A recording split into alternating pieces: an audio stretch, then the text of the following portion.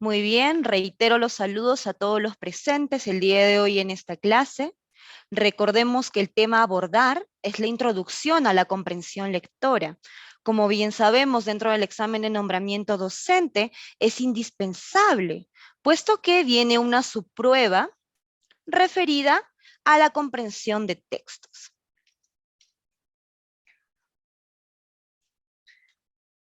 Antes de abordar los términos, la temática, introducirnos dentro de lo que vendría a ser el manejo tanto de los tipos de textos que vienen en el examen de nombramiento docente, año tras año, según lo que ha manejado el Minedu.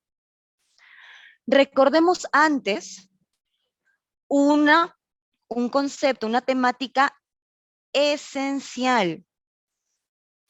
¿Qué es la comprensión lectora, profesores? Es este proceso por el cual el lector va a dar un significado con la interacción del texto. ¿Qué quiere decir? El autor que ha generado, ¿verdad?, dicho texto, va a transmitir información mediante los párrafos, los cuales nosotros tenemos que ser capaces de poder decodificar, abstraer, comprender. Y a partir de ello, engarzando con el examen de nombramiento, ejecutar la resolución de las preguntas en este primer nivel, ¿no? Nosotros, ¿qué debemos de lograr? Poder relacionar la información que se presenta en el texto con aquella que está en la mente del lector. ¿Qué quiere decir? Al momento nosotros de insertarnos en cualquier texto, propiamente dicho, nosotros manejamos nociones previas, no solamente partiendo del vocabulario, que es esencial, ¿verdad?, de conocer para poder insertarnos en este y para poder comprenderlo y entenderlo y relacionarlo con los demás enunciados dentro de un párrafo, sino que el lector probablemente, llegados a estas alturas, ¿verdad? Como docentes, tenemos la capacidad de poder comprender el tema que se esté abordando. Recordemos, dentro de un texto, ¿sí?, el autor puede ejecutar un tema de diferentes maneras. ¿A qué me refiero? Nosotros tenemos noción, por ejemplo, de lo que es el tema del cáncer como enfermedad propiamente dicho. Eso es algo de noción común, de conocimiento cotidiano. Pero al momento de insertarnos con la lectura, nosotros comenzaremos a darle sentido según la información que nos van proporcionando. De aquí partimos de lo que conocemos nosotros con lo que el autor nos va a entregar, en el nivel de dificultad que éste se encuentre, ¿sí? Ya sea que el texto sea una narración, ya sea que el texto sea del tipo informativo, expositivo, o sea argumentativo. Estos tres que acabo de mencionar están presentes dentro del examen de nombramiento.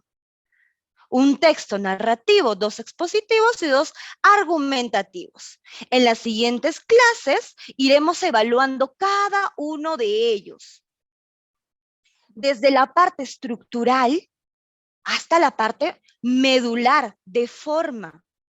Muy bien.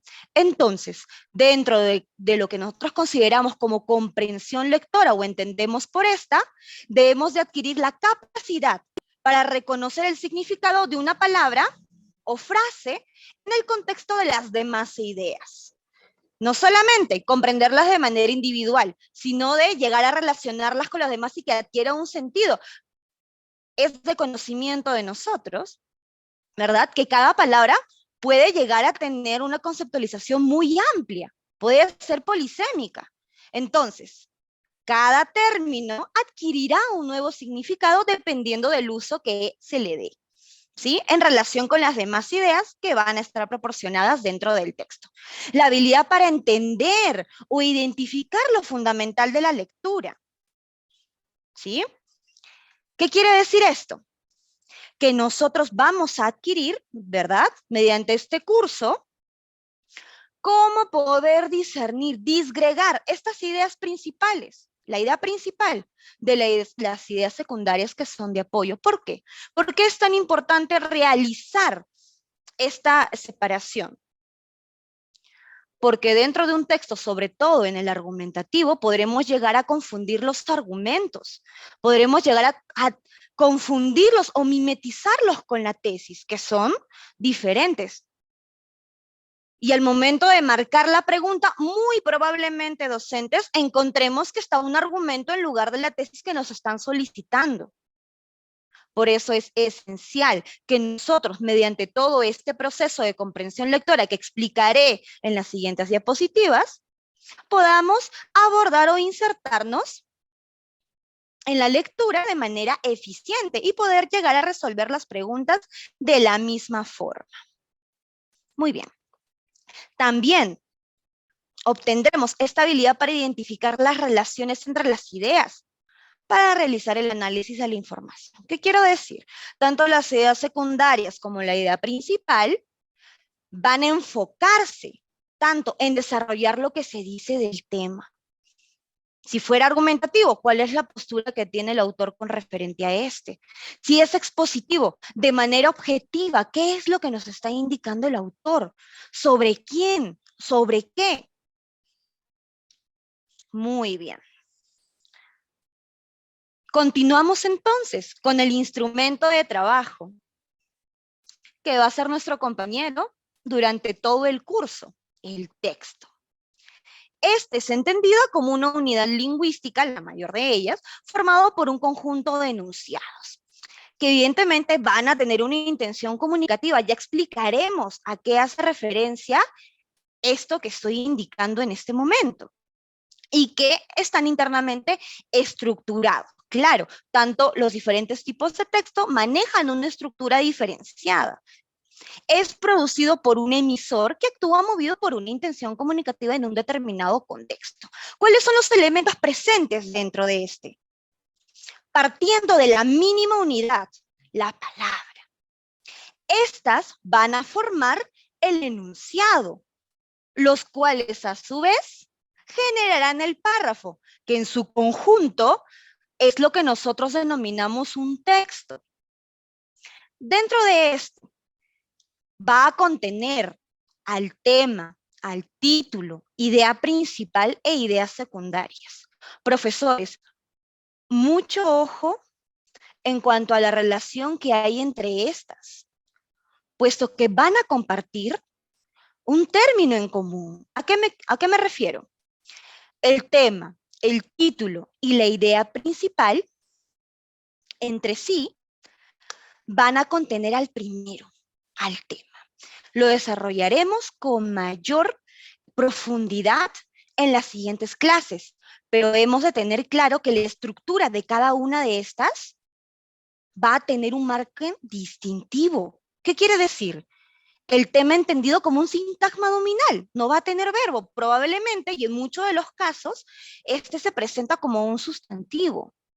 El título va a contener también al tema, tiene que estar presente, ¿verdad? Como resumen del texto, el título va a contener al tema, puede ir acompañado de alguna aclaración dentro de este, pero no puede tener verbo. Tampoco puede presentar una postura. En cuanto evidenciemos esto dentro de un título, evidentemente queda descartado, es también un sintagma nominal. La idea principal va a contener al tema. Sin embargo, aquí va a considerar el uso de un verbo. ¿Por qué? Porque al momento de que nos hable del sujeto del que se esté desarrollando, nos va a explicar qué es lo que se dice sobre él. Si es que es tanto una posición que tenga el autor sobre algún conflicto, algún hecho, o si solamente está exponiendo de manera objetiva, ya veremos también justamente las características que hay en cada uno de estos tipos de texto, que tenga sobre el tema. La relevancia de las ideas secundarias es importante tenerlo muy presente, puesto que si eliminamos la idea principal, es cierto, las ideas secundarias no se van a poder mantener o obtener el sentido que el autor le quiso otorgar al texto al momento de escribirlo o redactarlo. Pero las ideas secundarias son las que permiten a la idea principal existir.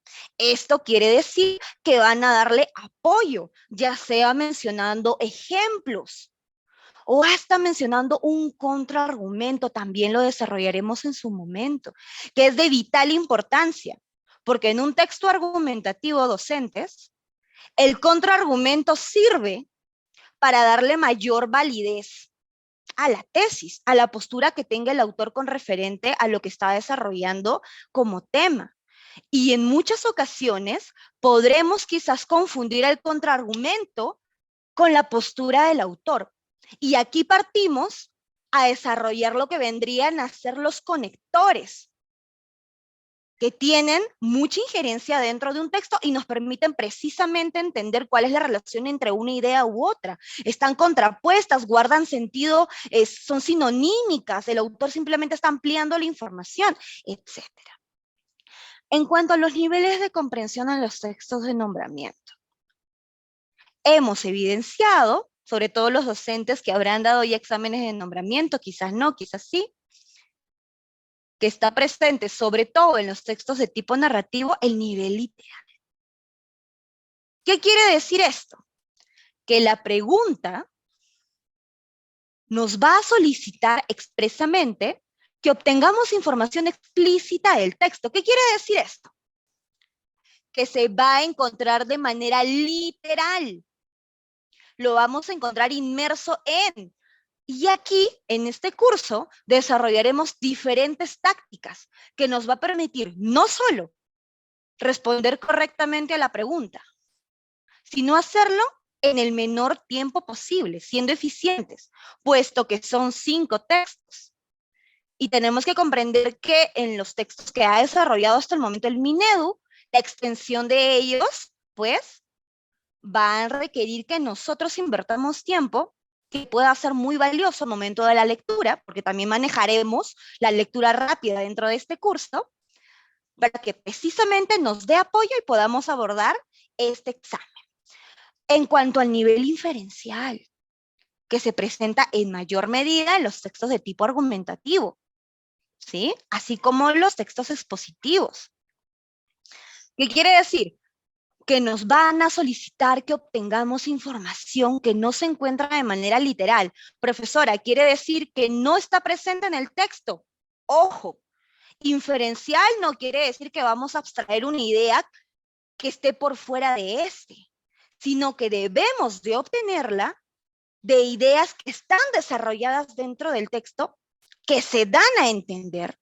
Y esto lo manejaremos en la medida en la cual nosotros podamos abordar, trabajar, analizar, identificar las ideas en base a su relevancia y las podamos conectar con la pregunta. ¿Sí? En cuanto al nivel crítico, que también es mencionado por el Minedu como un nivel de comprensión. Esta quiere decir que va a solicitar, porque, ojo, estamos aquí en base a una escalera. El lector, perdonen, primero, en primera instancia, ¿qué hace? Abstrae la información de manera literal al momento de adentrarse en el texto. Luego, comienza a analizar el sentido que tiene a comprenderlo. Ya identificó sujeto, ya identificó tema, ya identificó el contexto. Una vez logrado el análisis de pasamos al nivel crítico. El lector está en la capacidad de poder dar una opinión con respecto a, o presentar una postura sobre lo que el autor está desarrollando. Profesores, esto quiere decir que nosotros vamos a dar nuestra opinión personal con respecto a lo que se desarrolla en el texto. Sí y no. Docentes, lo que nos va a solicitar en este nivel es que la respuesta que nosotros vamos a marcar contenida en alguna de estas alternativas, en conjunto con sus distractores, correspondientes distractores, deben de guardar relación y sentido con el texto. Por más que nosotros no estemos a favor, ya sea sobre todo temas religiosos o temas medioambientales, que en realidad por la vaguedad que hay en cuanto a la logística dentro de estos textos. Hay posturas que son muy independientes y quizás nos pueda llevar a marcar una alternativa que no corresponde. En el nivel crítico justamente solicitan que sí, debemos de contestar nosotros cuál de ellas va a guardar relación, pero ojo, siempre sujeta a lo que se haya desarrollado dentro del texto. Evidentemente, con argumentos objetivos o hechos en realidad objetivos que el autor nos haya proporcionado. Muy bien. La intención comunicativa, profesores, ¿por qué es tan importante? En realidad, corresponde no solo a la totalidad del texto, sino que el Minedu en las preguntas de nombramiento ha tomado esto de manera muy particular. ¿Y a qué me refiero? Que nos preguntan directamente, ¿cuál es la intención comunicativa del autor? Y algunos docentes que quizás han dado el examen me dirán, profesora, no hay ninguna pregunta que vaya directamente a cuestionar, ¿no? Tal cosa. Sí existe, profesores, pero en realidad está mencionado de otra forma. ¿Cuál es la intención principal? ¿O qué se dice principalmente del texto? ¿O qué quiere principalmente el autor decir sobre el texto? Ya en las siguientes clases trabajaremos de acuerdo a las preguntas tal cual las han mencionado y ahí iremos identificando las relaciones. Muy bien, en cuanto a la intención comunicativa, profesores, y nos vamos a centrar precisamente en los tipos de texto en conjunto con la intención de cada una de ellas, ¿sí? En cuanto a la primera, la informativa, profesores, cuando uno va a abordar o va a escribir un texto, lo primero que tiene en mente es qué quiere hacer con él. Y en este caso, si el autor lo que desea es informar, ¿verdad? ¿Qué es lo que hará? Tendrá que sujetarse a ciertas características correspondientes a ese tipo de texto.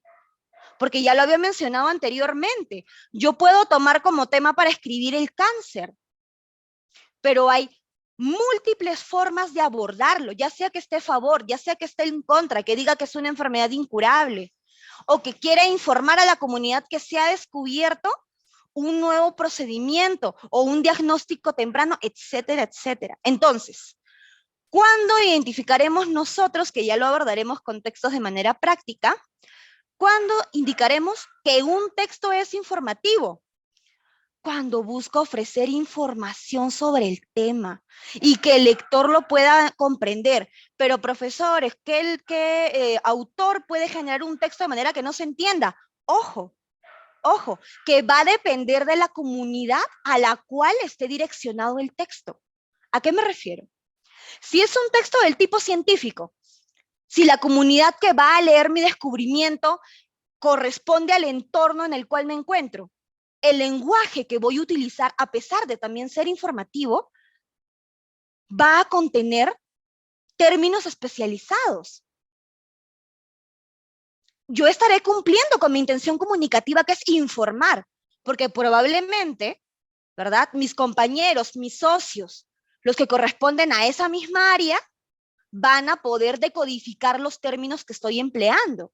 Sin embargo, si mi intención comunicativa era informar al público en general sobre mi descubrimiento del diagnóstico temprano a dicha enfermedad, probablemente tendré que hacer uso, ¿verdad?, de un léxico, de un vocablo que corresponda al lector y que éste lo pueda comprender.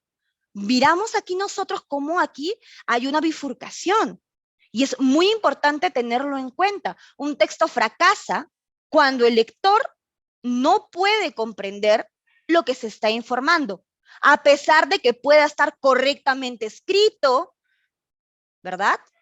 Entonces, ¿cuáles son las características del texto informativo? O en este sentido, para que corresponda a la intención comunicativa e informativa, debe de ser objetivo, no debe de contener opiniones, sugerencias, ¿sí? Debe tener un lenguaje referencial, debe de mencionar los hechos, tal como es. La capital de Perú es Lima. Estoy informando, un hecho objetivo. Hay una ausencia de adjetivación exagerada. No digo que no vayan a identificar adjetivos dentro de este tipo de texto. Lo que quiero decir es que no lo vamos a encontrar en abundancia.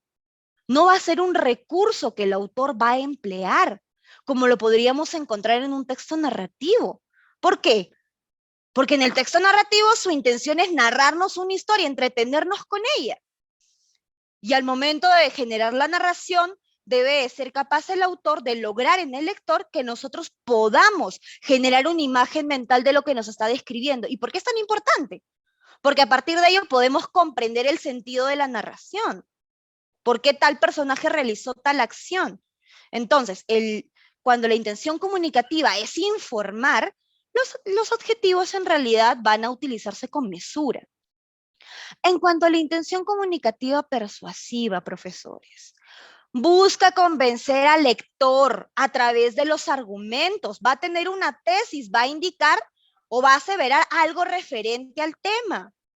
Por ejemplo, si yo digo que la delincuencia, ¿sí?, es una enfermedad o se encuentra en mayor grado en la capital o es propio de Latinoamérica, yo tengo que sostener esa afirmación con argumentos. Entonces, cuando la intención comunicativa sea persuadir, yo voy a aseverar algo. Digamos que me quedo con este ejemplo, que es la delincuencia, ¿no? Es común en países de Latinoamérica. ¿Y yo qué diré para sostener lo que acabo de indicar? Porque mi vecino me lo dijo. No. Usualmente lo que se aplica es información objetiva a través de la opinión del autor. ¿Por qué? Porque esta información objetiva va a dar mayor validez a lo que el autor quiera sostener. Entonces yo tendré que decir que a través de una evaluación que realizó la CEPAL en conjunto con la ONU, se ha identificado que hay ciertos indicadores que demuestran que, según el documento generado en el 2020 y tal. Entonces, ¿qué estoy haciendo? Estoy obteniendo o usando recursos, ¿verdad?, que son objetivos, darle mayor lucidez y respaldo a la tesis que acabo de decir. Bien, entonces el lenguaje será apelativo, buscará convencer al lector. Ojo, que también le hará recomendaciones y utilizará en muchos casos la pregunta retórica, que eso ya lo veremos en las siguientes clases. Utilizará la pregunta retórica. ¿Qué quiere decir la pregunta retórica, profesora? Es aquella que se emplea no con un sentido de que sea respondida, porque el lector no lo puede hacer en ese momento, sino que busca que el lector analice, piense un momento, reflexione sobre lo que se está indicando. Y evidentemente también va a ser un recurso que va a ser de mucha utilidad para todos nosotros al momento de querer identificar esta intención comunicativa. Muy bien. A su vez, también va a utilizar el lenguaje referencial. Acabo de explicar el por qué. Ustedes no pueden sostener dentro de un texto, ¿verdad?, una tesis si no tienen un argumento que sea fehaciente, ¿sí? Y para ello hay diferentes formas de poder hacerlo, ya sea citando especialistas, mencionando márgenes estadísticos, realizando análisis, etcétera, etcétera, etcétera. Y cuando un texto podremos vislumbrar que tenga una intención comunicativa recreativa o narrativa, sea este caso de querer contarnos un hecho a través de una narración, de una historia.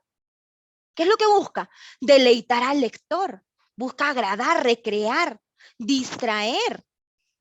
¿Mediante qué? Mediante el desarrollo de sus personajes, como estos van a ir generando ciertas acciones, tiene un lenguaje poético, ¿no? Presenta figuras retóricas como la metáfora, los símiles, porque quiere hacer que el texto sea mucho más atractivo, ¿no? Presencia de adjetivos, porque en este caso sí se da. El autor necesita desarrollar a los personajes, así como los espacios en el cual va a tener lugar la historia. Y para ello tiene que hacer uso de este tipo de recursos. Muy bien, profesores. Entonces, nos insertaremos directamente en el texto, ¿sí? Y aquí nosotros podemos ver dentro de este primer ejercicio que va a apoyar la teoría que les estoy indicando, Ojo que este fue tomado del examen de nombramiento, ¿verdad? Que yo imagino que algunos ya lo habrán leído, ¿cierto? Si es que llegaron a dar el último examen. Bien, pueden utilizar el chat en cuanto haga yo algunas preguntas al respecto de lo que estamos abordando, ¿sí? En cuanto a la relación, la identificación, y veamos de manera pragmática cómo es que las características que hay en cada tipo de intención cobran sentido. Comencemos. Marie Curie, la radioactividad y los elementos. Marie nació en Polonia a mediados del siglo XIX, durante la ocupación del Imperio Ruso. Ojo, profesores, ¿qué es lo que podemos detectar en la primera medida, en el primer contacto con el texto? Que nos están hablando de un sujeto, es decir, que existe aquí ya sea un personaje, detectaremos ahora si corresponde a un tipo de texto narrativo o estamos ante otro tipo de texto, ¿sí? Nos indican en qué espacio nació, aún no nos están dando información con respecto a alguna opinión, alguna postura. Recuerden la caracterización de cada una de las intenciones comunicativas. Dice, la infancia que le tocó vivir estuvo condicionada por la muerte de su madre y por la feroz represión rusa, que obligaba a la ciudadanía polaca a desprenderse de su historia y sus tradiciones. Durante la adolescencia, ojo, dense cuenta cómo de manera lineal nos está comentando una historia, ¿sí? Sobre Marie Curie, pero nos está entregando datos objetivos con respecto a ella. No están haciendo que Marie Curie actúe, si no nos están describiendo, y ahorita en un momento voy a explicarles que por qué no viene en examen de nombramiento textos descriptivos. Ahora lo vamos a ver. Durante la adolescencia, María anhelaba dedicarse a la ciencia, pero el férreo control zarista sobre la sociedad en general y las mujeres en particular lo obligaron a estudiar en la clandestinidad. Además, debido a la falta de recursos económicos de su padre, se vio forzada a trabajar como tutora de una familia de hacendados para ganar dinero y poder financiar sus estudios en Francia. ¿Qué ocurre con este primer párrafo, docentes? ¿Y por qué en examen de nombramiento no viene textos descriptivos? Porque son empleados dentro de los diferentes tipos de texto. ¿Y cuál es el sentido de utilizar un texto descriptivo dentro de otro texto?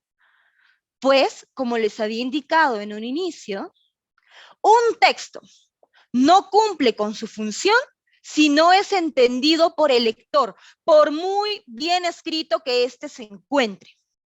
Entonces, cuando el autor va a abordar un tema y considera, ¿verdad?, que el nivel de este requiere un abordaje previo que describa, contextualice, ¿para qué? Los argumentos, la historia, etcétera, puedan ser entendidos por el lector.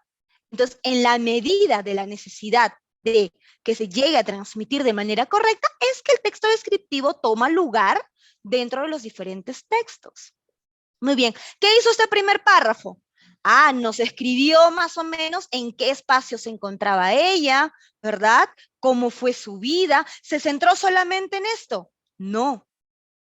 ¿Qué dice a continuación en el siguiente párrafo? En 1891, Marie por fin pudo viajar a París. Lamentablemente, el dinero que había podido ahorrar apenas le bastaba para comer.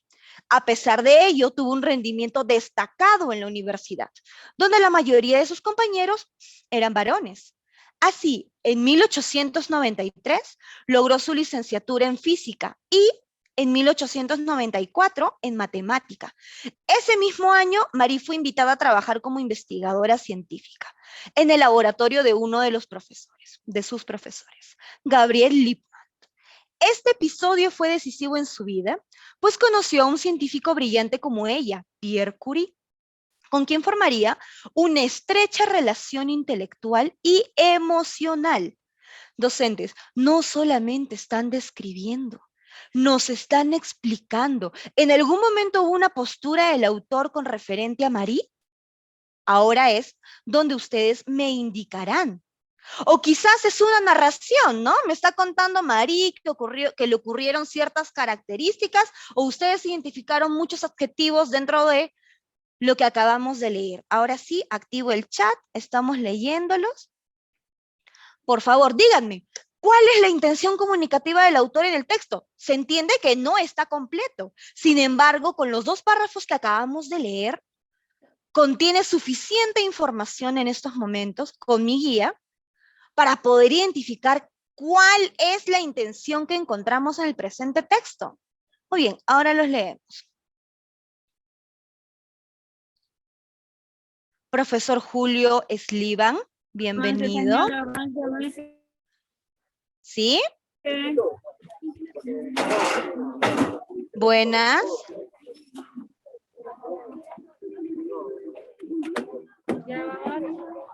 Profesora Felicitas, creo que estaba hablando. Buenas tardes, profesor Koprovsek, no sé si es su nombre. Buenas tardes. Es informativa. Corresponde. Hemos visto cuáles son las características de este texto y lo hemos identificado al momento de darle lectura. Excelente, profesora Emperatriz. Eso, profesor Juan Arboleda. Muy bien, excelente. Pasamos a hacer la verificación a la constatación correspondiente. Es informativa. Muy bien. Entonces, profesores, vamos a darle pase un momento al coordinador Pedro.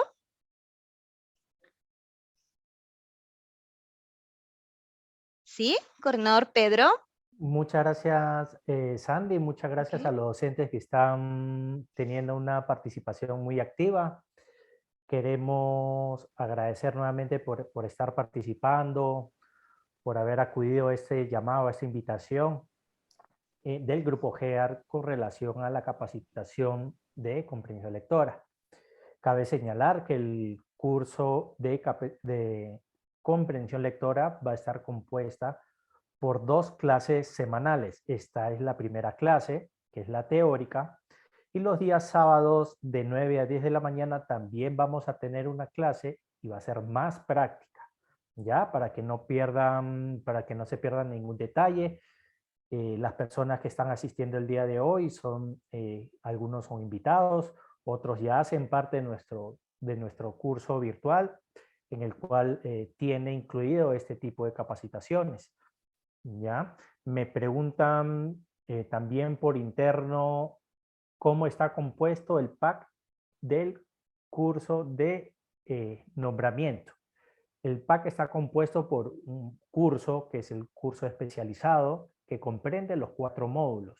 ¿Cuáles son esos 4 módulos? Conocimiento pedagógico, la especialidad, razonamiento lógico y también lo del área curricular, la especialidad. ¿Ya? Este pack de nombramiento también tiene incluido lo que son las clases sincrónicas, quiere decir en vivo, en tiempo real, de comprensión lectora y también de razonamiento lógico. ¿Ya? Este curso, por llamarlo así, de razonamiento lógico también se va a dictar los días jueves, iniciando a las 6 de la tarde, y la clase práctica se va a realizar el día sábado a las 11 de la mañana. Le pido por favor a nuestro agente de servicio que si puede por favor poner el enlace del curso del pack de nombramiento docente. También preguntan, ¿qué pasa si no puedo asistir el día de mañana? No hay ningún problema, muy buena pregunta. ¿Qué puede hacer? Usted al adquirir el curso, el pack de nombramiento, usted va a tener la clase desarrollada dentro del campus virtual. Muy importante. ¿Ya? Y por último, también me preguntan sobre la prueba única nacional. La prueba única nacional, me imagino, o tanto para ascenso, nombramiento, o también para los directores de instituciones educativas, el Minedu está próximo a hacer ya el anuncio a través del portal, así que todavía estamos a tiempo de poder iniciar este tipo de capacitaciones. ¿Ya? Muchas gracias. Cualquier duda lo pueden poner también a través del chat. Cualquier duda también que se tenga con la profesora Sandy, lo pueden plasmar en el chat.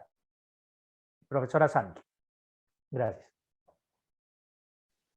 Muchas gracias. Bien, docentes.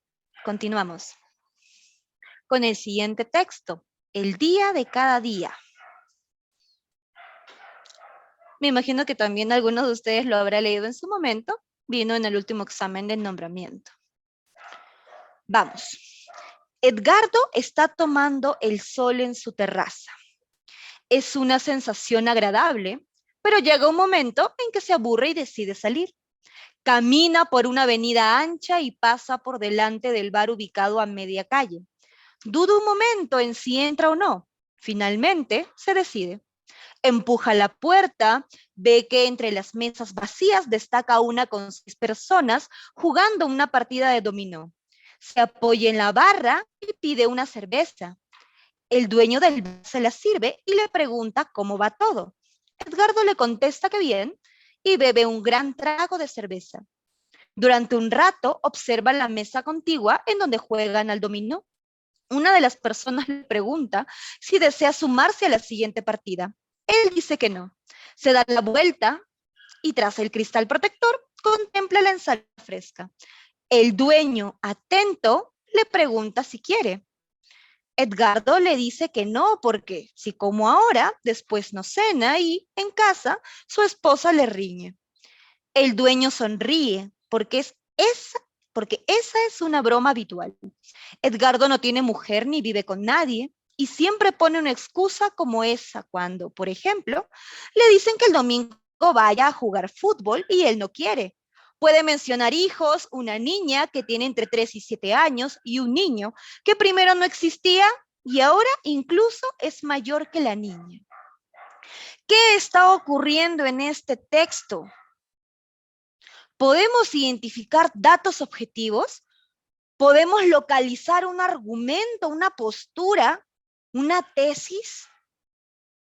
¿O estamos encontrando ciertos adjetivos, la correlación de hechos, que es una característica fundamental de lo que vendría a ser un texto narrativo? Como es que los hechos guarden una relación temporal. Profesores, ¿podemos encontrarnos un texto de nombramiento donde los hechos estén en desorden? Sí. Y no me refiero a que vamos a encontrar un texto que tenga párrafos en un espacio que no corresponde, ¿verdad? No. A lo que estamos atañendo en este caso vendría a ser que el autor va a tomar o puede relacionar algún hecho. Por ejemplo, el recurso de indicar ocurrió en la mañana, pero el texto escrito, bajo el contexto, está indicando que se encuentran sus personajes en la noche. Entonces, cuando nos soliciten que generemos un orden de los hechos que fueron ocurriendo, a pesar de que pueda indicar al final, en el último párrafo, y en la mañana antes del suceso, Martín fue a tomar café, y nos pidan, por favor, colocar en orden los hechos, no vamos a colocar porque lo encontramos al final de manera literal. Debemos de tomar en cuenta entonces todos aquellos conectores temporales que nos indiquen la relación temporal lineal en el cual fueron sucediendo. De ahí justamente parte la dificultad que no debería de ser para nosotros un impedimento al momento de abordar este tipo de textos narrativos, que lo trabajaremos también en este curso. Entonces, según lo que hemos indicado, podríamos decir con seguridad que la intención comunicativa en este texto es, ¿los leo? ¿Cuál sería la intención comunicativa? ¿Los leo? ¿Cuál es la que podríamos indicar que corresponda? ¿Será informativa? ¿Será persuasiva? ¿Será recreativa? ¿Mm? Nos está hablando de Edgardo, y que Edgardo va a cierto lugar y se encuentra con cierta persona y dice ciertas mentiras, está desarrollando un personaje.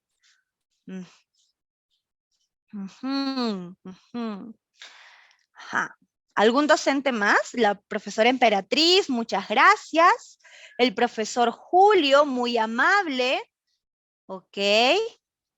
Profesor, persuasiva. Persuasiva. Bien. Recordemos, ¿cuál es la relación que tiene que haber en un texto que genere persuasión, que desea que el lector haga algo? con respecto a lo que acaba de leer, para que cumpla esa consigna y podamos determinar que es persuasiva, debe de tener argumentos. Y en el texto que acabamos de leer, ¿están presentes argumentos? ¿O lo que estamos visualizando es una historia? Si indicamos que es persuasiva la intención comunicativa del autor, entonces estaremos diciendo que el texto que acabamos de leer es argumentativo. ¿Ustedes creen que el texto que acabamos de leer es argumentativo, profesores? ¿Hay una postura del autor con referente al texto, al tema que está desarrollando? Hay que tener mucho cuidado. Claro, no, muy bien, profesor Julio. Entonces, ¿qué podemos decir? Que la intención comunicativa es recreativa a través de la narración que nos está presentando. No podemos caer en este error. Profesor, ¿y por qué es tan importante en estos momentos poder identificar cuál es la intención comunicativa? Les te acabo de decir, en examen de nombramiento, en las preguntas que van contenidas dentro de los textos, hay aquellos que se refieren directamente y nos van a preguntar, ¿cuál fue la intención del autor a través del texto? Y nosotros podemos marcar, describir, analizar, argumentar. Y precisamente este verbo en infinitivo puede marcar la diferencia entre una alternativa correctamente marcada de una que no es y perder esos valiosos puntos. Es por ello que tenemos que lograr identificar el tipo de texto a través de las características que se les está indicando. Igual se va a llegar a profundizar acerca de esto a través de las siguientes clases. De allí la relevancia, ¿verdad? En que podamos comprender a partir de lo macro que vendría a ser que podríamos entender a través de la estructura del texto hasta llegar al análisis inferencial. Muy bien, profesores. Cuando hablamos del nivel literal, ¿sí? Que ya habíamos desarrollado esto en la primera diapositiva, ahora lo podemos ver enmarcado en un ejemplo bastante práctico que nos va a permitir tener mayor lucidez con respecto a cómo es que identificamos una pregunta que va a solicitar que nosotros la abordemos a través de este nivel. ¿En qué año Marie Curie fue invitada a trabajar en el laboratorio Lippmann? ¿En qué año? Profesores, y yo veo en las alternativas años, ¿verdad? No veo más que esto. Y digo, qué fácil, lo puedo ubicar dentro del texto. Profesores, sí, si lo vemos como años, evidentemente no podemos inferir qué año fue, ¿verdad? No podemos tratar de lucubrar a ver en qué año sucedió esto, a no ser que nos pidan siglos, ahí también lo vamos a analizar nosotros, ¿sí? Entonces, profesores, cuando nos preguntan ello, ¿dónde radica aquí la dificultad al momento de abordarlo? Y por ello voy a retornar al texto. Evidentemente la dimensión en un texto de nombramiento no contiene solamente 2 párrafos, ¿verdad? Llega hasta 7 u 8 en algunos casos. ¿Qué hacemos cuando tenemos el tiempo justo? Ya hemos dado nuestra lectura preliminar y evidentemente nuestra memoria no va a ser capaz de retener absolutamente todos los datos, sobre todo años. ¿Qué hacemos en este caso? Emplearemos el método de rastreo. ¿Por qué, profesores? Y ojo, que este va a ir unido a ciertos mecanismos como el subrayar o el marcado geométrico, que ya lo veremos en las siguientes clases. Cuando nosotros hagamos la primera vista las preguntas y sepamos cuáles son las literales, esas son las que debe quitarnos menos tiempo y esas son las seguras para nosotros obtener el mayor puntaje posible dentro del examen. Entonces, mediante el marcado geométrico de los años en este caso, podemos evitar el hacer el rastreo línea a línea, que tampoco es recomendable, ya les explicaré nosotros nuestro nuevo método. Solamente enfocarnos en los años que están presentes dentro del texto. esto nos va a servir a que al momento de volver o retornar al texto, solamente tengamos que llegar a algunos espacios en el cual evidentemente van a haber más años, como aquí, miren, 1891, 1894, 1893, y quizás en los siguientes párrafos también vengan mencionados los años.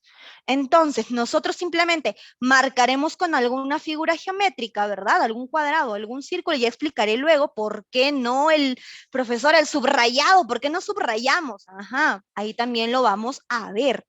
Entonces, profesores, en la pregunta literal, como viene tal, nos cuestionan sobre un dato que se encuentra de manera textual y no debe quitarnos puntos porque es un hecho que no tenemos que analizar, solamente ubicarlo, relacionarlo y marcar.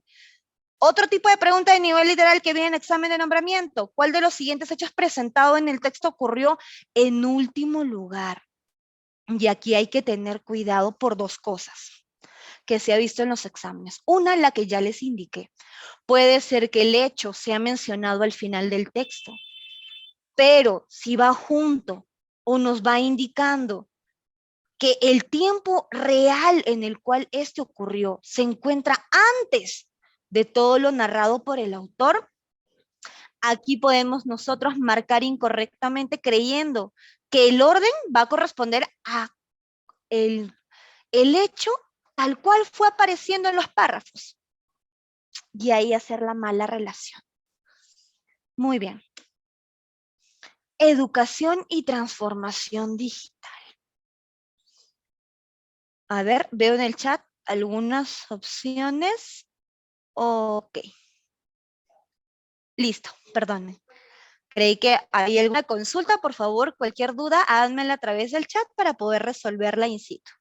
Educación y transformación digital. Comencemos. Desde 2017, el gobierno francés prohíbe que los escolares menores de 15 años acudan a las escuelas públicas portando teléfonos móviles con pantallas táctiles, también llamados smartphones o teléfono inteligente. Algunos docentes celebraron entusiastas la noticia. Otros docentes sostenemos que detrás de este tipo de medidas triunfa la absurda idea de contraponer educación y desarrollo tecnológico. Docentes, aquí es necesario darnos cuenta que basta un término que está presente en el párrafo que acabo de leer, me cambia el sentido de lo que estoy leyendo y me hace denotar que el autor se está incluyendo dentro de la narración. Profesor, ¿en dónde? Que no lo hemos visto. Otros docentes sostenemos. No dice otros docentes sostienen. ¿Y cuál es la diferencia? Profesores, recordemos la diapositiva de las intenciones comunicativas.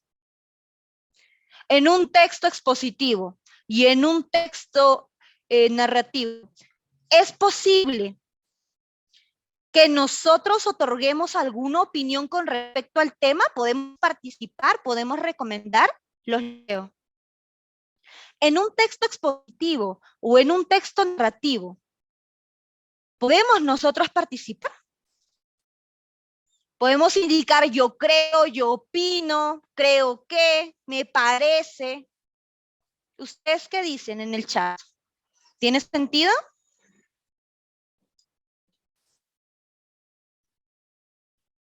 Ajá, gracias profesora Emperatriz, gracias profesora Mónica, muy bien.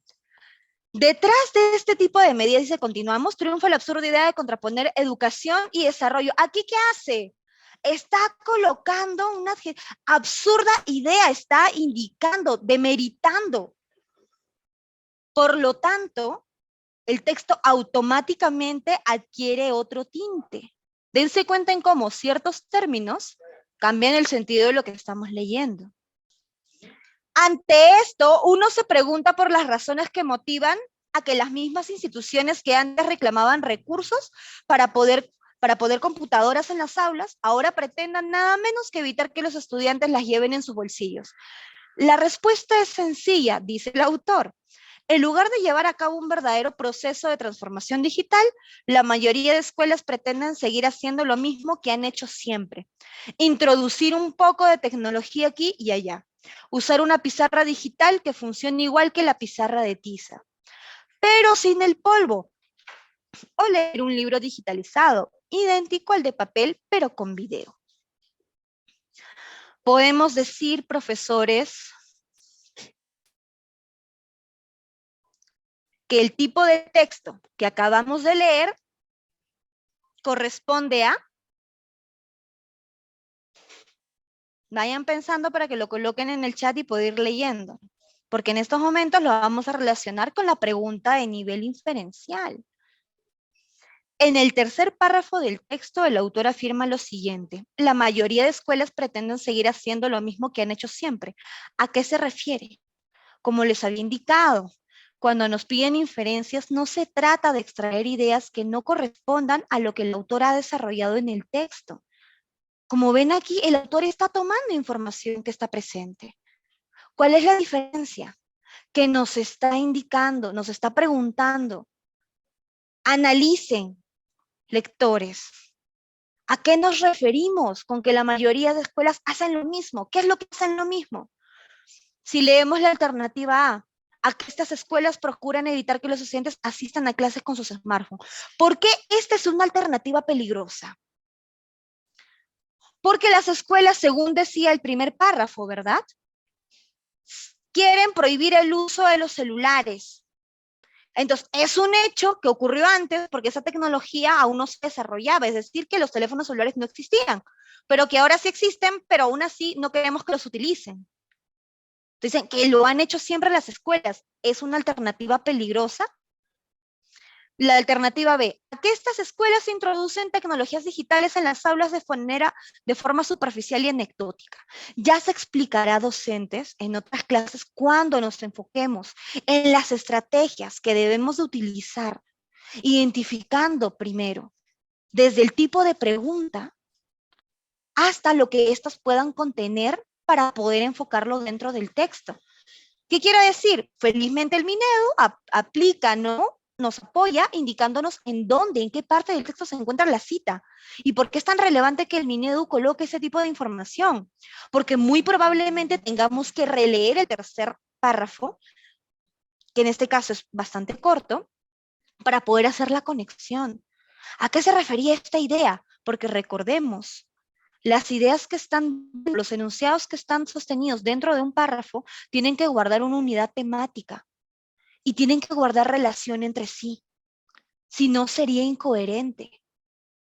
De aquí partimos entonces, profesores. Y como les había indicado en el chat, ¿cuál es la intención comunicativa del autor en el texto? Profesora Emperatriz, ¿no se observa? ¿No visualiza la diapositiva? ¿Nos indica por interno si tiene alguna complicación, por favor? Excelente, gracias, profesora Liria, por aclararlo. Uy, profesora Liria, quizás sea lo ideal. No, perdón, profesora Emperatriz, sea lo ideal que salga y retorne, ¿no? Para que no se pueda perder el resto de la clase. Muy bien. Profesores, ¿cuál es la intención comunicativa del autor en el texto? Comprendo. ¿Cuál es la intención comunicativa del autor en el texto?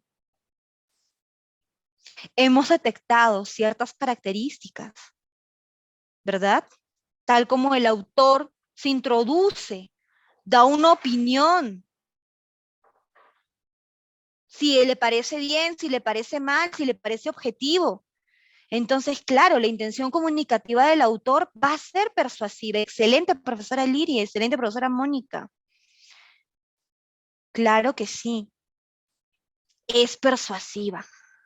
Docentes, ¿no hemos leído todo el texto? Claro, no lo hemos leído, pero los fragmentos que hemos seleccionado nos otorgan los suficientes recursos para lograr identificarlo. De allí la importancia de tener este margen teórico que nos permita discernir entre una u otra. Continuamos, profesores. El delfín rosado. Vamos allá, tomemos mucha atención, ya hemos tenido 3 textos, así que estamos curtidos para ya con poder ver qué es lo que realmente nos está indicando. Entre las más hermosas criaturas que viven en las cuencas de los ríos amazónicos, figura el delfín rosado. Se le encuentra en el Perú, Brasil, Bolivia, Venezuela y Colombia. El color rosado de su piel es propio de los adultos, mientras los jóvenes tienen el dorso gris negruzco y el vientre más claro. Es una de las 5 especies de delfines de agua dulce. Suele medir 2.5 metros de largo y pesa 120 kilos y 200 kilogramos. Tiene cabeza prominente y ojos pequeños. Su hocico es alargado y provisto de una dentadura heterodonta. Tiene incisos y molares entre 48 y 68 dientes, a diferencia del delfín marino, que tiene dentadura homodonta. Se alimenta de peces y cangrejos. La gran flexibilidad de su cuerpo le permite maniobras entre los obstáculos que abundan en la selva inundada. Puede doblar su cabeza más que otros delfines porque algunas de las vértebras no están fusionadas. Respira fuera del agua y pocas veces permanece sumergido más de 2 minutos. Cuando el río está fangoso y la visión es mínima, utiliza la ecolocalización, que le permite orientarse por medio del sonido como lo hacen los radares. Son muchos los mitos y leyendas que rodean a esta especie. Los nativos de la selva le atribuyen poderes mágicos, dicen que las noches se transforman en hermosas doncellas que seducen a los incautos y los arrastran al fondo del río. Durante años, esta superstición ayudó al delfín rosado a ser casi intocable, pero hoy su supervivencia está seriamente amenazada por la deforestación de la Amazonía, la polución, la agricultura y por la minería y la pesca informales. Profesores, ¿qué ocurrió en el primer párrafo? Se empleó el recurso de la descripción. Nos indicaron cómo es este ser, ¿verdad? ¿Qué hicieron después? Nos explicaron ciertas funciones que tiene el animal. Y finalmente, ¿verdad? Abordan quizás la problemática, que vendría a ser ¿cuál? El conflicto que se da bajo la supervivencia que pueda o no tener este. Y ojo, sujetan ¿qué? Un aspecto que es el mágico religioso, que vendría a estar sujeto por el mito, y el otro, la parte objetiva, la parte real, que vendría a ser la contaminación ambiental. ¿Sí? A partir de lo que hemos visto en el texto. Miren, son 3 párrafos, tienen cierta dimensión, lo hemos leído en ¿cuánto? 1 minuto, y hemos logrado identificar qué es lo que se quiere lograr con este curso también, que ustedes sean capaces de automáticamente, párrafo que ustedes lean, ver qué es lo que hizo, me describió, no, pertenece aquí la tesis, ¿qué está haciendo? No, contiene la idea principal, ¿sí? Que eso también lo vamos a manejar en la siguiente clase. Muy bien, llegando a este nivel, el nivel crítico, ¿consideras que las supersticiones ayudan a la conservación de las especies? ¿Qué nos están pidiendo aquí directamente? Que respondamos sí o no con respecto a la pregunta. ¿Y qué ocurre con la alternativa A? No responde a la pregunta. ¿Qué dice? La comunidad debe de cuidar las especies en peligro porque son muy importantes para el ecosistema. Sí, claro, la comunidad debe de cuidarlo, pero no está relacionado con las supersticiones. ¿Creen que van a ayudar o no a la conservación de las especies? Entonces, aquí partimos del empleo, del uso, el sí o el no, y viene aquí el argumento ¿por qué? ¿Por qué? Que ya lo veremos también nosotros, profesores. Hay muchos conectores, este es un conector causal. ¿Por qué nos explica algo sostenido que dice, protege al animal a partir de la creencia de la comunidad asegurando su supervivencia? O no, porque las personas debemos de aprender a protegerlo, proteger el medio ambiente y así todas las especies. Ojo, ya llegaremos a la clase correspondiente en la cual nosotros vamos a trabajar tanto la respuesta, ¿verdad?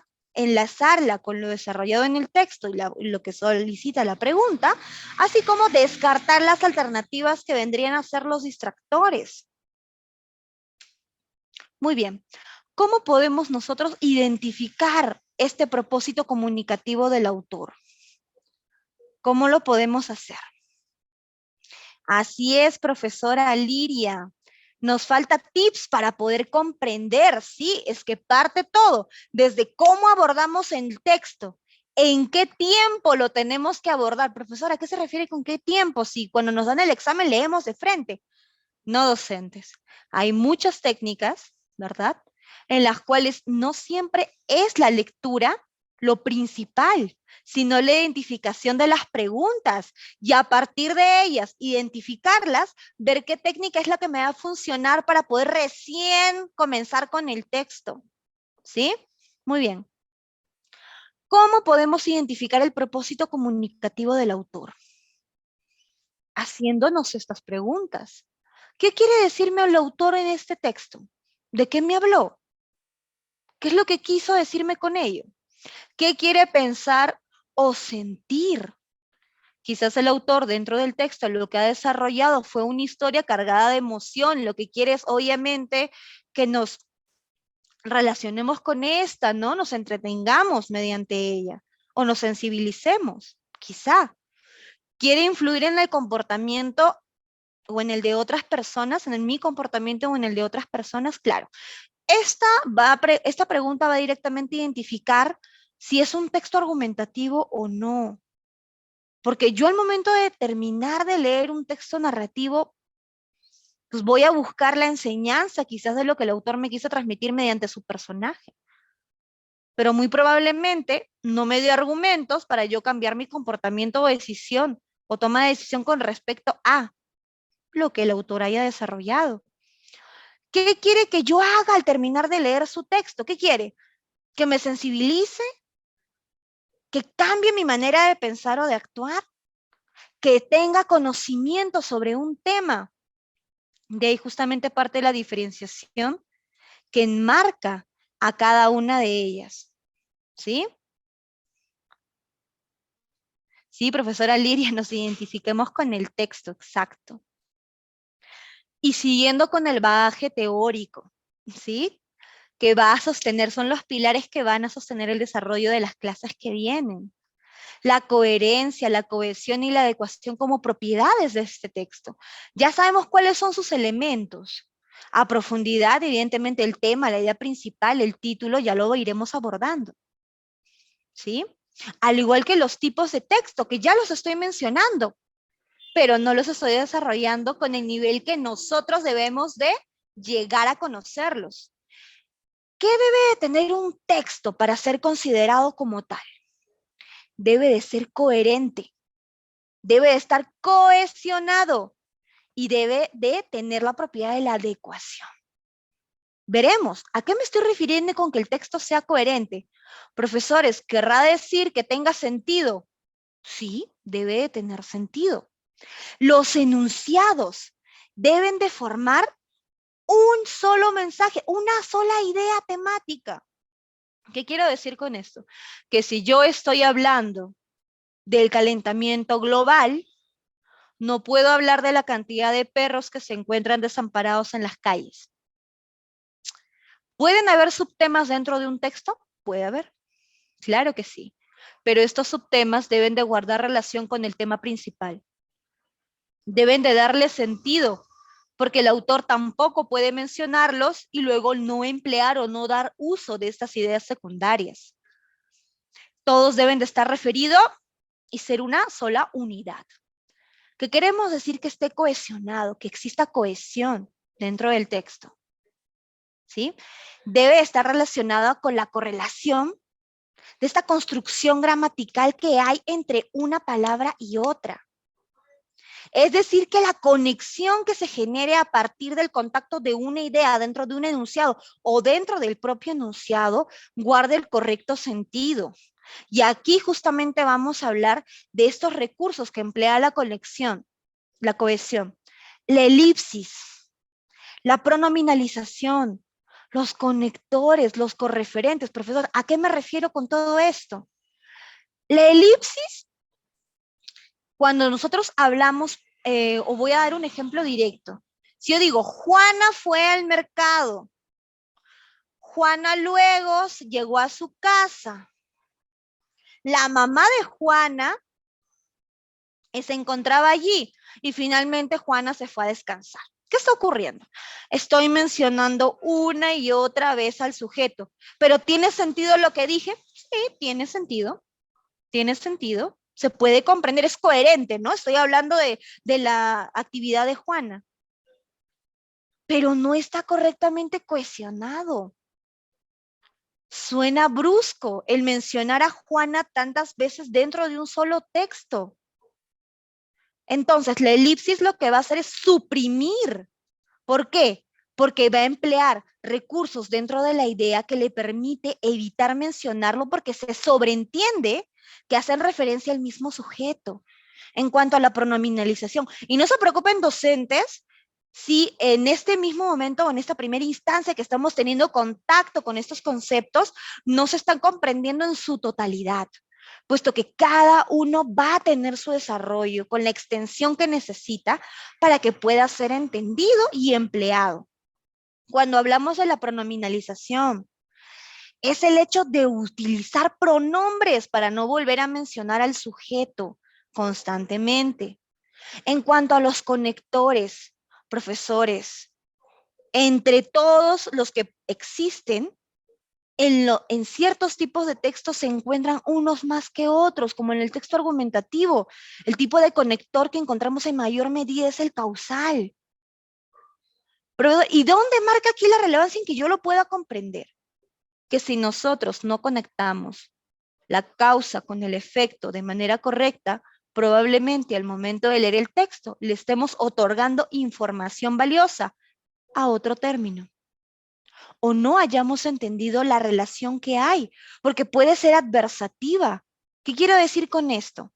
Que las dos ideas que están conectadas con el conector adversativo, que podría ser pero, me está indicando que esta idea es contraria a ella, a la siguiente.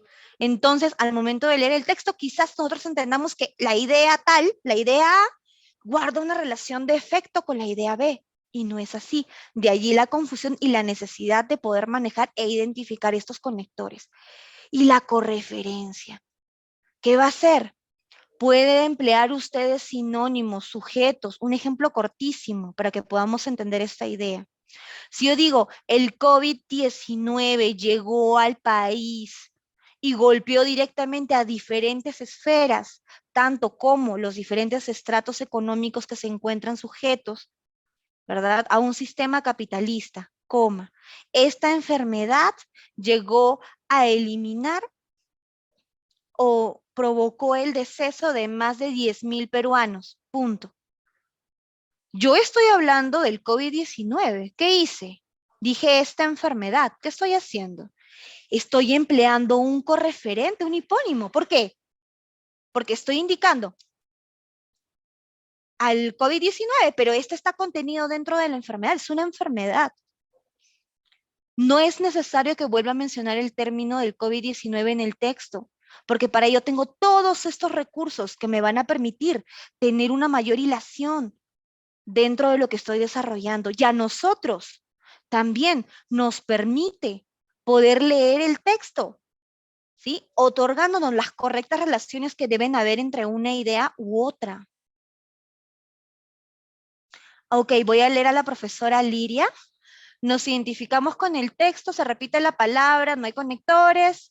A primera vez que escucha estas palabras, excelente profesora Liria. En este curso justamente lo que vamos a hacer es desarrollarlos para que usted tenga la capacidad de poder emplearlos, reconocerlos y que esto les sea útil al momento de estar frente al examen. Cuando hablamos de la última propiedad de la adecuación. ¿Cuándo un texto es adecuado o no? ¿Puede haber textos inadecuados? Sí. El texto es inadecuado cuando no cumple la misión de la intención del autor. ¿A qué me refiero?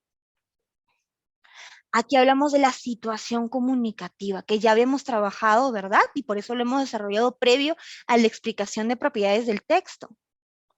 Si el autor lo que quiere es que informar a la comunidad peruana sobre un tema, entonces, ¿qué va a hacer? ¿Qué va a hacer el autor? Tiene que emplear términos que sean de manejo global, que sean de manejo local, en el sentido de que cualquier persona que tenga contacto con su texto pueda llegar a comprenderlo, entenderlo y si él desea en posterior llegar a analizarlo. Así es que un texto es inadecuado si no cumple con el propósito comunicativo inicial del autor al momento de redactar el texto. Yo no puedo escribir un texto informativo con terminología médica que sea incomprensible para aquellos que no pertenecen al mismo rubro. A ello me refiero. Continuemos.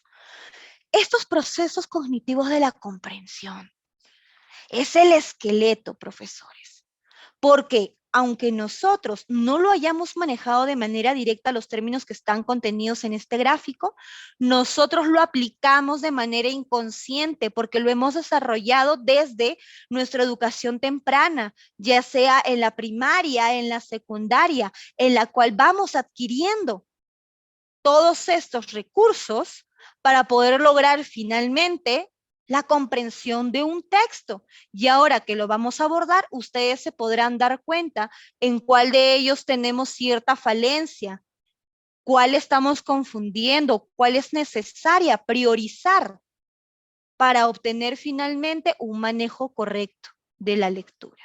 Bien, en el proceso de nivel inferior, es decir, el primer contacto que tenemos al leer un texto, tenemos que llegar a conectar el vocabulario que nosotros de manera precedente ya poseemos cuando queremos decodificar la información del texto. Quiere decir que las letras, las palabras que estén dentro de ella van a poder ser comprendidas, porque lo hemos manejado bajo otros contextos o en otras lecturas. Entonces, al momento de leer, sí vamos a poder entender lo que estamos procesando, lo que estamos identificando. ¿Cuál es el siguiente paso? El análisis sintáctico. Ya entendí la palabra, ¿no? Ya entendí cierto término, pero ahora vamos a ver cuál es el sentido de este dentro del enunciado. ¿Qué es lo que nos quiere decir? Por ejemplo, si dentro del vocabulario hemos logrado identificar, ¿verdad?, ciertos términos y ya sabemos qué significa. Y en el análisis sintáctico sabemos que esta palabra, bajo este contexto, cambia el sentido. Me quiere decir otra cosa, como el término infante, por ejemplo, que para que puedan comprender. El término infante, dentro del enunciado que hablamos que el infante toma leche, podemos identificar que infante es sinónimo de niño. Pero si hablamos del infante que estuvo en la guerra o participó en alguna milicia, estamos hablando de otra categoría y ahí el sentido cambia. Por ello que el análisis sintáctico es importante porque le damos sentido contextual a lo que estamos leyendo. Y la decodificación, profesores. ¿A qué me refiero? Identifiqué la palabra campo, pero en la decodificación y luego del análisis sintáctico, lo que estoy haciendo aquí es ver, el campo es el contexto, es el lugar, es el espacio en el cual tiene el desarrollo de la historia. Hay 3 personajes y esos 3 personajes trabajan o son familia entre ellos. Y luego, ¿qué ocurre? El personaje es un hombre, el personaje es una mujer. Entonces, ¿qué estoy comenzando a hacer yo? A hacer toda la relación, ¿verdad?, de los términos que he logrado identificar con el sentido que tienen dentro del contexto del texto. Cuando hablamos ya del proceso de nivel superior, luego de haber ejecutado este proceso, nosotros estamos en la capacidad de lograr la inferencia, es decir, obtener información que está por fuera de lo que el texto de manera literal nos ha entregado. Por ejemplo, Julio fue a obtener carbón, punto. Su padre más tarde logró preparar una deliciosa parrilla. Profesora, pero a ver, ¿cómo relaciono esto con la inferencia? O sea, ¿qué es lo que me está pidiendo? Yo les he dado una información textual de que Julio consiguió carbón y su padre luego hizo una excelente parrilla. La relación de inferencia es que yo estoy indicando que el carbón sirve para hacer la parrilla o para cocinar. ¿No lo dice en el texto? No, no lo dice, pero esa información corresponde a un bagaje previo que nosotros tenemos y que inconscientemente, como no analizamos constantemente cuál es el sentido de cada frase que decimos, porque es innato en nosotros, ya es algo aprendido, entonces la inferencia lo que hace es, en este momento, es comenzar a abstraer información adicional dentro del texto. con todo lo antes ya mencionado, ya identifiqué en qué momento estoy, qué significa ciertos términos, cuál es el tema que está abordando el autor. Entonces, llega un segundo espacio en el cual yo tengo la capacidad de abstraer esos datos que no están de manera textual. El monitoreo de la comprensión. ¿Cómo estoy relacionando las ideas de mi texto? Estoy comprendiendo, porque obviamente ya obtuve información adicional de lo que leo al momento de procesarlo, pero ya identifiqué la idea principal, ya sé de qué me está hablando directamente el autor, cuál es su postura. Entonces, nos detendremos al momento de leer en ciertos espacios que son vitales, que son de conexión, en el cual digamos, ¿estamos hablando de un sistema económico o estamos hablando de la educación dentro de este sistema económico? De aquí partimos con este proceso en nivel superior. Finalmente, la comprensión de la estructura del texto.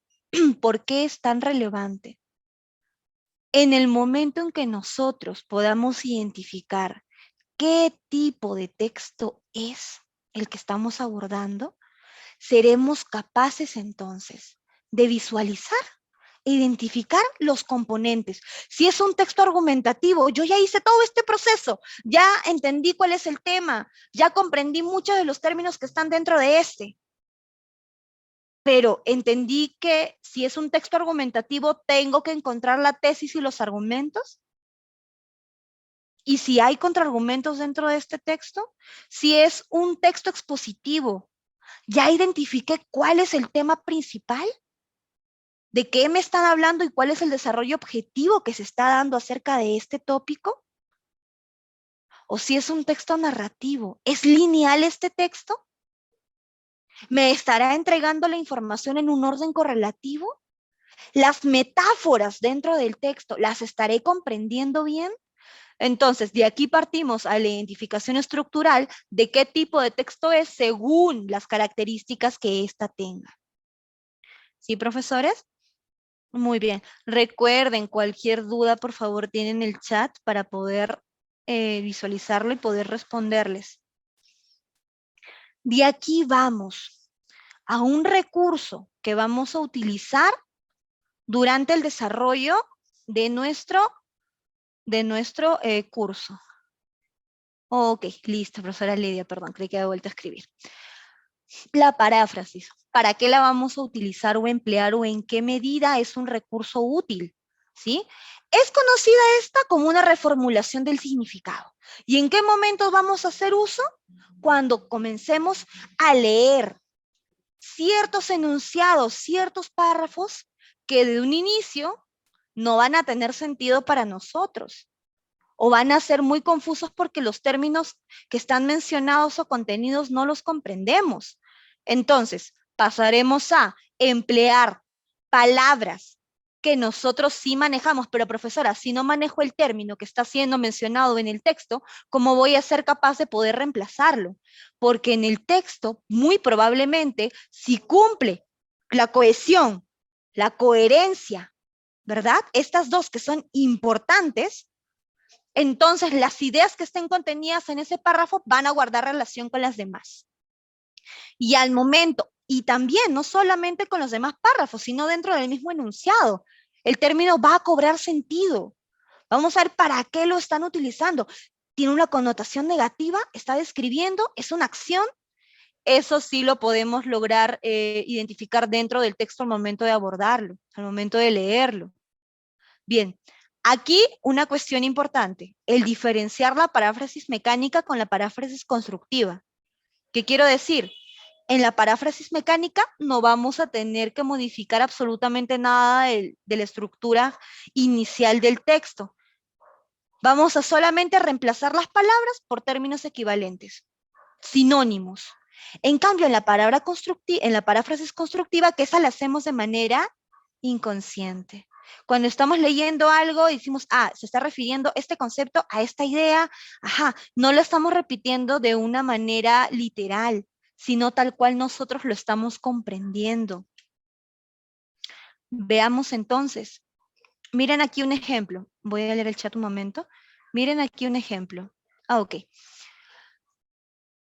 También Sancho No has de mezclar en tus pláticas la muchedumbre de refranes que puesto que los refranes son sentencias breves, muchas veces los traes tan por los cabellos que más parecen dispares que sentencias. Bastante confuso la redacción, pero miren, ¿eh? Miren aquí la paráfrasis mecánica. También, Sancho, no has de malgastar en tus pláticas la multitud de refranes que acostumbras. Miren, mucha mayor claridad, mucha más claridad al momento de releer utilizando sinónimos. Que puesto que los refranes con sentencias breves, son sentencias breves, muchas veces los traes tan sin ton ni son, que más parecen desatinos que sentencias. Aquí, en el segundo, utilizando la paráfrasis mecánica, se entiende de manera diáfana a qué se refiere el llamado de atención que está realizando el sujeto, con referente al uso de palabras, el recurso, que no se comprenden, que son muy extensos, ¿verdad? De ahí la importancia de su uso. En cuanto a la paráfrasis constructiva, ¿sí? Que es técnicamente el modificar el sentido inicial, pero manteniendo la idea central de lo que nos están o lo que está desarrollando. Los barcos frigoríficos suelen ser generalmente de gran capacidad, más de 4.000 toneladas, y disponen de sistemas con eficiencia para la circulación del aire y control de la velocidad de intercambio del aire. Miren cómo en la segunda, sí, no está en el orden que se encontró de manera inicial, sin embargo, contiene o mantiene el sentido.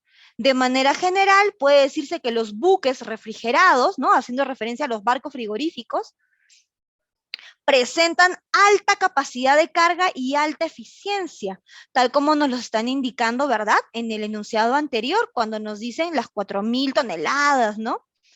Dice, sus sistemas le permiten transportar hasta 4.000 toneladas y sus sistemas de manejo y control de velocidad de intercambio del aire operan de manera eficiente.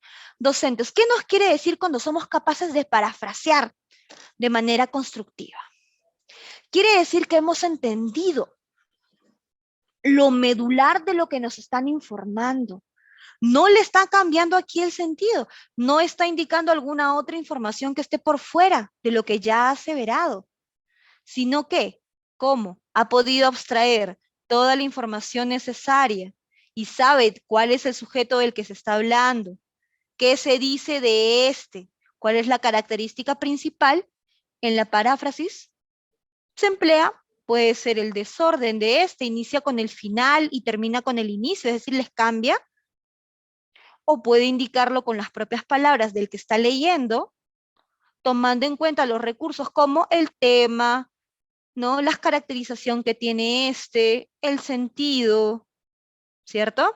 Entonces, partamos del hecho de que al momento de nosotros insertarnos en algún texto y reconocer sus elementos, las propiedades, los componentes, seamos capaces entonces de al momento de insertarnos en el texto, poder parafrasear muchos de los párrafos o enunciados que vamos a requerir al momento de abordar las preguntas de nombramiento docente, porque son ideas que no basta repetirlas de manera literal, deben de tener sentido para nosotros, porque si no comprendemos, quiere decir que al momento de leer el texto tampoco hemos podido entender qué es lo que decía el autor, ni reordenar las ideas, reorganizarlas, poder inferir a través de ellas dentro del proceso tanto del nivel inferior como el nivel superior que ya se ha expuesto.